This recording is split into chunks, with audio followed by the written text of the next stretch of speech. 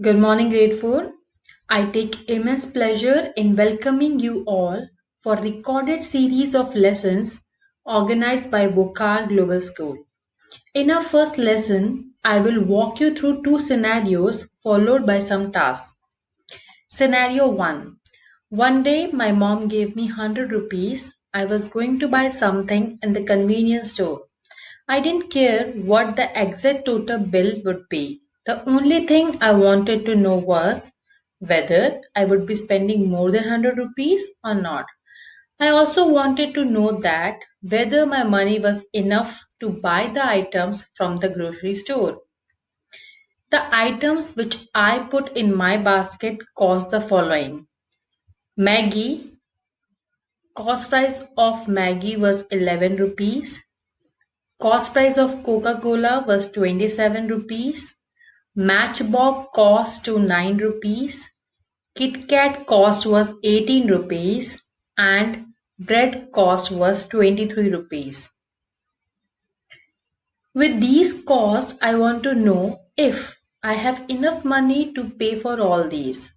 To find out, I approximated each number to the nearest rupees, getting the following numbers. So you can see here Maggie, its cost price was 11 rupees. I approximated it to 10. Coca-Cola, its price was 27. I approximated it to 30 as it is closer to 30. Matchbox, its price was 9 rupees. I approximated it to 10. Kit Kat, its price was 18 rupees. I approximated it to 20. Bread, its price was 23 rupees. I approximated it to 20. Now you might be wondering why I approximated these numbers to the nearest tens. Because adding the numbers in tens is far more easier than adding these numbers. Now I could add these numbers easily and get 90 as the answer. You can see here the calculation 10 plus 30 plus 10 plus 20 plus 20 is equal to 90. So my 100 rupees was more than enough to pay all the items I got. Students, if you have any doubt, you can check, or I will say you can simply add the actual cost price of these items and see whether the answer is less or equal to 100 or more than 100. Now scenario 2. The following day, mom, dad and I had dinner at a restaurant. Mom asked me to check the bill the waiter left on our table. I told my mom that something was wrong in the computation of the bill. She asked the waiter to recheck his computation. The waiter took the bill. After a while, the waiter discovered that he wrote 1 and carried 3 in the tens column instead of writing 3 and carrying 1 on the tens column. You can just have a look over the bill. See, we ordered paneer makhni. The cost price of one plate of paneer makhni was 237 rupees. We ordered 4 butter rotis. The cost price of 4 butter rotis were 54 rupees. We ordered one ice cream which cost to 62 rupees. Now when we are adding these numbers, so if we will add the numbers which are in the ones place or in the ones column like 7, 4 and 2, the answer will be 13. So what we are supposed to do is we have to write here 3 and 1 should be carried forward. But the mistake which the waiter made was he added these numbers, he wrote here 1 and he carried forward 3. That was the reason his computation of the bill was wrong.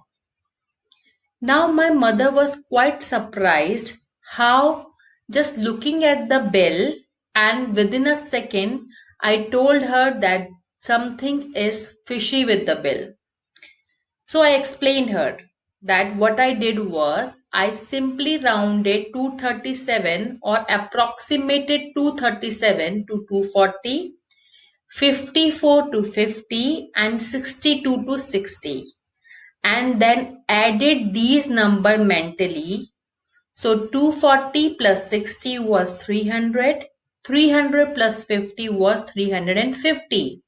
So the bill which the waiter handed over to us should be near about 350, but it was 371. So that was the reason I thought that the bill is wrong and the calculation needs to be done again. From then on, I, as well as my mom, realized the importance of approximation in real life. We can easily check whether the answers are correct or do they make sense by approximation. Now, as I told you in the beginning of the lesson, that after the lesson we will give you two tasks. So, the first task which you are supposed to do is you have to describe an incident from your past where you have used an approximation in real life situation. Second task is that if you are buying four items from a supermarket with the cost price 199, 249, 399 and 699, then how will you quickly estimate the total amount? So now when you are done with these two tasks which are given to you, what you are supposed to do is you have to post your work in the general chat box, or you can email the same to us.